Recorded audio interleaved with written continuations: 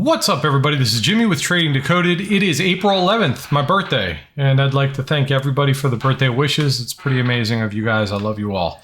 And it's 5:15 in the afternoon. I'm sorry, the video is a little delayed today. I took a half day for my birthday. I was done at noon today, and then I went to the Ford dealership so that I could get a price on making my truck look more badass than it already is. And then I came home and started crawling around in my attic, putting a whole bunch of lighting up there so that I don't ever have to bring a flashlight or a headlamp up there again. And I just got out of the shower. So I'm going to do my video before I head off to soccer practice. Today was a great day, not just because I got to wake up and see another birthday, but because the chart gave us some really good opportunities. I screwed up pretty bad yesterday, so I was in redemption mode, not to make up for what I did yesterday, but to get back on track and make sure that I don't fall victim to my emotions back to back. So today was a great day. In pre-market, we got PPI, came in as expected, and for whatever reason, the market was very excited about that. Even though we're probably not getting any rate cuts this year, we'll see how that works out. I don't think we will. I've been saying that for a while, but we'll see how it goes. But that's besides the point. We were moving up in pre-market. Market was very strong, but the Qs were struggling to move higher, okay?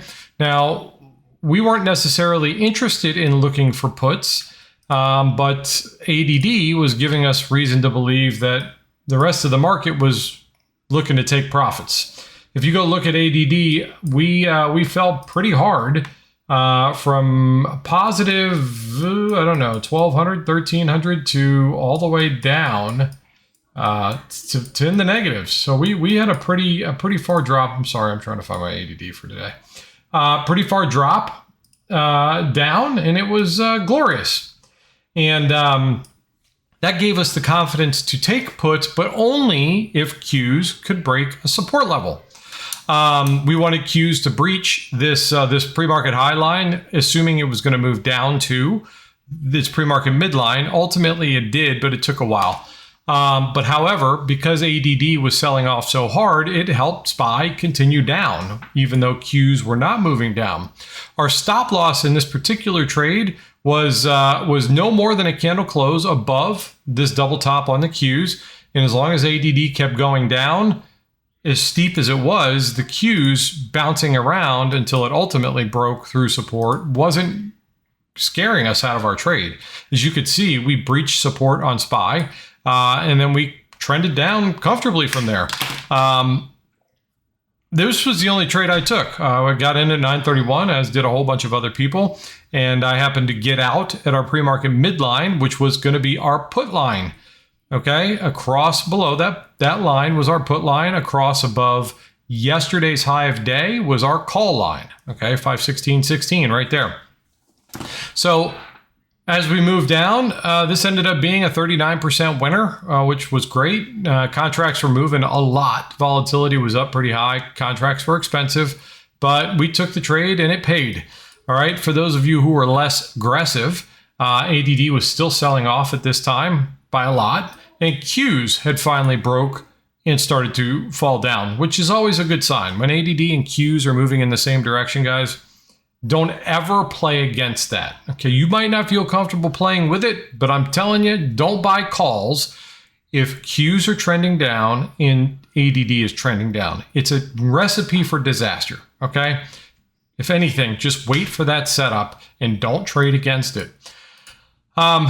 Then we breached our put line. So for the conservative folks, we breached the put line, and you had several opportunities to make a whole bunch of money. While we were still trending down, we were waiting for a pullback to resistance. Now, SPY was nearing resistance here, and at this time, Qs was up against resistance. We were talking about how we need to be using things like pullbacks for reasons to take puts, while at the time we were still trending down. Okay, there's nothing wrong with this. This didn't work out the way we wanted it to, but here's the key, critical, pivotal point that we need to be looking for, and we talk about this every single day, all day long. Qs are at resistance. SPY is near resistance. You have a tight stop, because if this resistance fails here or on the Qs, you have to get out of the trade. Go ahead and enter your puts. You enter the puts, you get an opportunity to get out with profit. Now, we were hoping to get back down to the pink line. Why did we recommend getting out of this trade at this time? You might be wondering, well, it's easy, Jimmy, because you saw what happened after the chart printed. No, we recommended getting out of this trade on that candle while it was printing because the Qs had put in a higher low. Right here, it held this support. Okay, at 1027, the Qs were holding support. We waited for it to put in the higher high or the higher low. As this candle was printing, I was telling everybody, guys, if the Qs candle doesn't close below the wick to its left, this would be a higher low. That could be a disaster or bad for your puts. You may want to consider getting out of the trade at that point. So it still was a profitable trade. You got a decent move. You got in at 513 and you got to get out at 512.40. It's a 60-cent move. So it's still a winning trade. And you had the hindsight, not even the hindsight, but you had Qs putting in a higher low, giving you, I'm sorry, it's right here, giving you the reason to get out of this trade with some profit, break even, but you shouldn't have lost a lot of money unless you held for no good reason. Okay.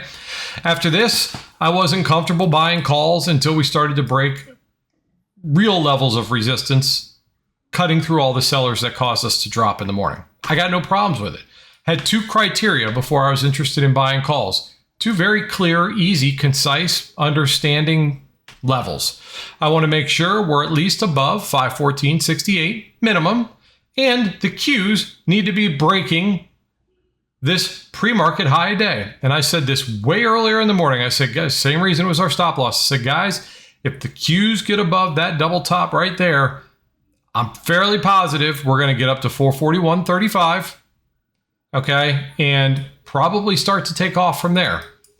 Guys, criteria 1 is met right here. Where is it? Right here. But criteria 2 had not yet been met.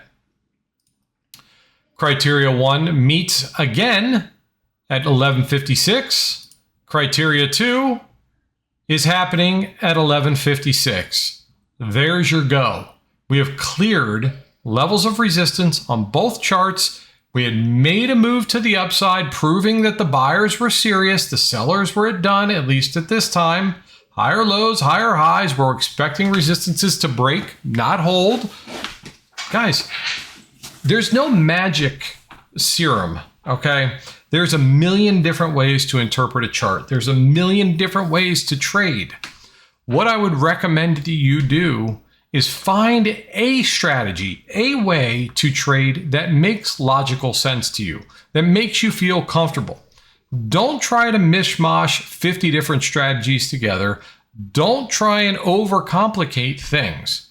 It's not really that complicated. The emotional side of this is what makes it complicated. If we're trending up, unless you're a counter trend trader, be looking for reasons to take calls. Okay? If you find yourself saying it can't go higher, I don't think it's going to go higher, I think it's going to dump, blah, blah, blah, blah, blah, while you're sitting there watching it trend up, at least wait for the first lower high. At least wait for that before you're going to take that risk. Okay? Stop doing what you know doesn't work more often than not for you. If you know that continuing to trade throughout the day after you've already been green, or you've taken 2 red trades or 1 red trade, if you know that that doesn't work usually for you, why do you keep doing it? Why? Because magically that issue's just going to disappear? Guys, you really, really, really need to get in touch with yourself. Okay, you have to stop doing what you know. What you know doesn't work. You know, every one of you know that the more trades you take, usually, and I could say this with 100% certainty, I have yet to find one person, I say this in my videos all the time, that has ever told me that the more trades they take per day, the higher their win rate gets. There's a reason it doesn't work that way. And the reason is because every trade after the one you just took is going to have a little bit more emotion involved in it. And emotions are what kill you in this business. End of story. If you can follow your trade plan and you get in and you are fortunate enough to get into a trade in the morning or in the afternoon or whenever you take your first trade, it works out exactly how you planned it to go. It is in your best interest to walk away with whatever you were graced by the gifts of the SPY gods on that trade. Because it is at that moment that you have a 100% win rate on the day. And if you choose to take another trade, you're okay with the fact that you may turn that 100% win rate into a 50% win rate. And if that happens, then you've got to know yourself well enough to know that, hey, I once had $100 in profit. Now I only have 50. I liked it better when I had 100. I'm just going to take one more trade to get back to that 100. We've all done it. And we all know what often happens when we take that third trade. We either make a little less or we lose all that we had left of the 50 we already lost half of and only had half left. Or you make another good trade, you get to the 100, and now we're excited. I'm back to where I was before. I can't lose today. I'm going to take another one because I'm so confident I can make more money. It never ends, guys. Know thyself. Anyway, we get into this trade and it's we're just 4 minutes away from me being done for the day. So this is the last trade aside from the call scenario that I'm on the mic for. Simple line to line, okay? Line to line. Qs break that resistance. Qs make it up to resistance. Move your stops up if you want to take this trade. There's no reason to get out of the trade. Take your profits if you're uncomfortable holding longer, whatever the case is. Guys, we never came back down. We never came back down. But you know what we did do? We waited patiently for the call scenario to get through. All we were looking for from all the way back here was a candle close above 516.16. And having already been bound all the way down here, the buyers have taken control of the market by the time you get to that line. There is no reason to believe that all of a sudden, since we've already squeezed out all of the sellers on the day, that this can't work. Everything was pointed up. ADD had reversed course and started pushing up again. Qs were pushing up. Everything was going up. Wait for the candle close, turned it into support, and off you go. You got paid big time. You know who didn't, though? We had a gentleman in our group, and I hate to say and call you out, Nuke.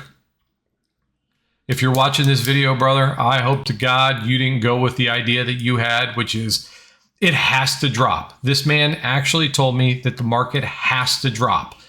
After his first trade was a 33% win, and because he was playing a responsible position size and that 33% was only $33, this can't be good enough. Oh no, we're going to take a second trade.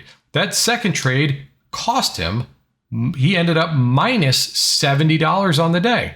So inevitably, he takes another trade, which brings him back up to positive $4. Now, not only am I preaching constantly, 33% is a great trade. And when you do scale up, that'll be money that is meaningful to you. I understand that $10, $8, $15, $30, $50 isn't shit to some of you guys. I get that.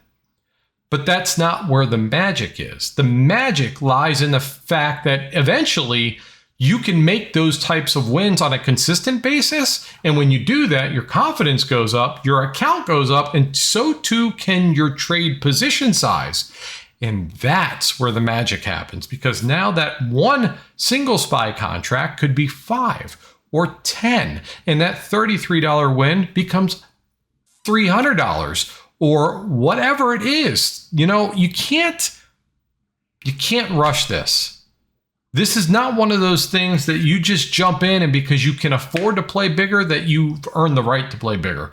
The market is a very humbling place, and it does a damn good job of humbling people who think that they're better than they are. Okay? Just because you can afford to play SPX or multiple SPY contracts or whatever, if you haven't learned how to make money with single contracts on a consistent basis, you're just setting yourself up to lose a lot more money a lot faster by playing more contracts. You need to understand this. You need to get it through your heads. Now, when he was asking me right before I got off the mic, Jimmy, I went from 33 to minus 70 to up 4. What should I do? I said, you should have stopped trading after the first one. You didn't. You gave away all your money plus some. And then you were fortunate enough to take a trade and get back to positive. Now, I would recommend that you consider yourself fortunate and you walk away for the day. But he says, nah, I can't do that. I'm only up $4 plus the market's going to tank. And I said, all right, listen, man. I don't know what makes you think this is going to tank. And he says, well, it's because we haven't trended like this for days. I said, it doesn't matter what I tell you at this point.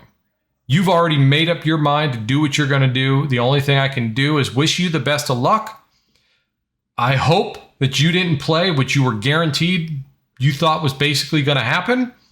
Because if you did, you probably blew up your account, and I'm sorry. I did everything in my power to save you after your first trade. I recommended that you walk away after your third trade again, and I don't know what you did. So tomorrow we'll find out, and I'll ask you. And I hope it was you walked away because you were sold on puts. And if that was the case, well, you probably lost all your money, and that's unfortunate. So I apologize if that's the case. With that, call worked, and you could have played it to a multitude of different lines of resistance. Finally, we hit this one up here that ultimately ended up holding for the most part. And that was that. So we're going to wrap it up.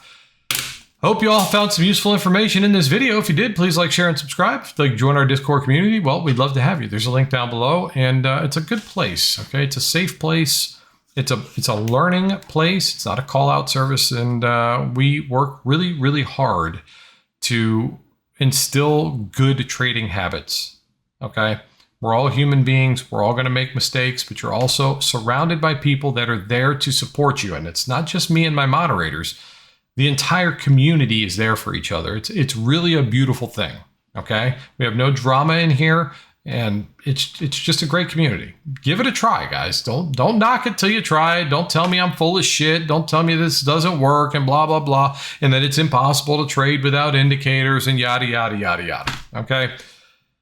To each their own. I know that I do well and I pay my bills with my trading. The community members know that what I talk about and what we do works well and often. You know, I'm not here to feed the haters. So if you want to hate away. Love you. And that's it. So till tomorrow, I hope you guys had a fantastic day. I love you guys. See you.